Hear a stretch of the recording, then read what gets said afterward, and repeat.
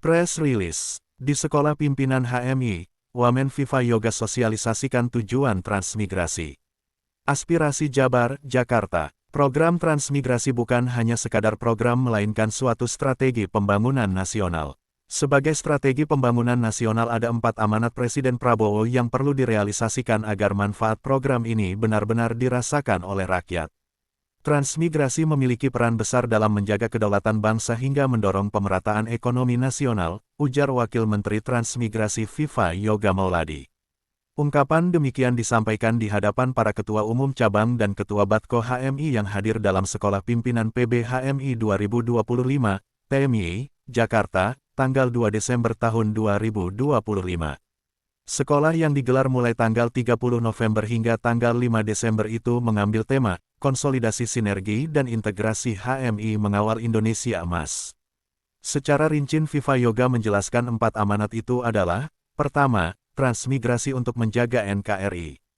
Dengan berpindahnya penduduk dari daerah padat ke tanah-tanah yang longgar, sepi, dan tak berpenghuni terutama di wilayah perbatasan dan terluar, maka perpindahan penduduk itu mencegah adanya penetrasi, intervensi, dan aneksasi dari pihak luar yang ingin mengambil wilayah Indonesia.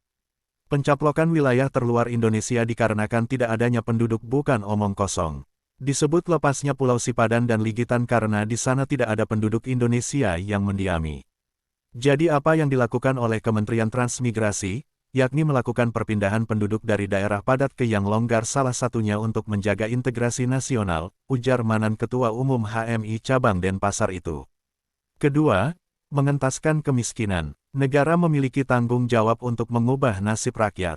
Untuk itu dengan transmigrasi, para transmigran diberi lahan 1 hingga 2 hektar ar. Langkah ini merupakan bentuk reforma agraria, tanggung jawab negara pada rakyat agar ada perubahan nasib, kesejahteraan, dan pendapatan. Reforma agraria diharapkan dengan menjadikan tanah bukan hanya sekadar tempat pemukiman tetapi juga sebagai sumber ekonomi, ujarnya. Ketiga, membangun swasembada pangan. Sudah banyak kawasan transmigrasi berkembang menjadi sentra produksi pangan khususnya beras. Program transmigrasi mampu ikut berkontribusi dalam menciptakan swasembada pangan.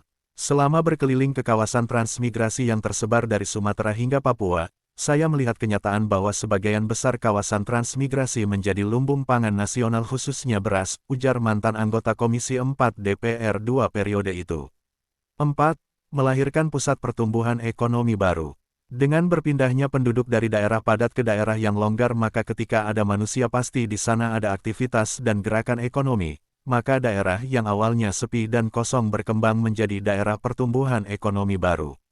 Banyak kawasan transmigrasi menjadi kota terpadu mandiri KTM, seperti di Lagita di Bengkulu Utara, ungkapnya. Transmigrasi menurut FIFA Yoga merupakan program yang juga dipikirkan oleh para pendiri bangsa. Dirinya mengutip ungkapan Wakil Presiden Muhammad Hatta yang mengatakan industrialisasi besar-besaran harus segera dibangun di luar Pulau Jawa.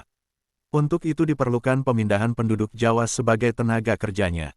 Program yang dilakukan sejak tahun 1950 oleh Presiden Soekarno hingga saat ini telah melahirkan 1.567 desa, 466 kecamatan, 116 kabupaten, dan 3 provinsi. 3 provinsi itu adalah Kalimantan Utara, Sulawesi Barat, dan Papua Selatan, ujarnya.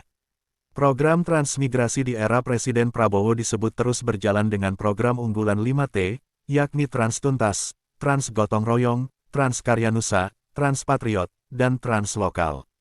Keinginan untuk ada program transmigrasi di luar Jawa hingga saat ini masih menarik bagi para bupati dan gubernur. Kerap bupati dan gubernur bertemu dengan saya untuk membahas pembangunan kawasan transmigrasi, ujarnya. Ada 50 kabupaten ingin daerahnya dibangun kawasan transmigrasi, tambahnya. Antusiasnya para kepala daerah menurut FIFA Yoga menunjukkan transmigrasi merupakan program yang ditunggu masyarakat dengan harapan seperti 4 amanat yang disampaikan oleh Presiden Prabowo Subianto.